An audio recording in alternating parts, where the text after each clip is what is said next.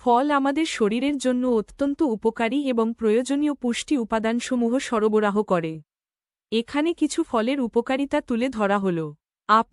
আপেলে প্রচুর ফাইবার ও অ্যান্টিঅক্সিডেন্ট রয়েছে, যা হজম প্রক্রিয়াকে সহায়তা করে এবং হৃৎপিণ্ডের সুস্থতা রক্ষা করে।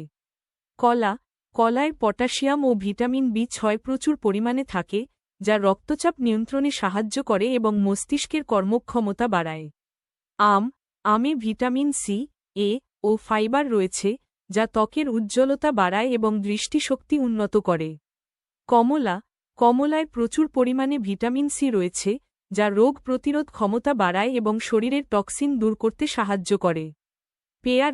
পেয়ারাতে ভিটামিন সি ও অ্যান্টিঅক্সিডেন্ট থাকে, যা হজম শক্তি উন্নত করে এবং রোগ প্রতিরোধ ক্ষমতা বাড়ায়। আঙ্গুরে অ্যান্টিঅক্সিডেন্ট রয়েছে, যা হৃদরোগ প্রতিরোধ করে এবং ত্বকের সুস্থতা বজায় রাখে।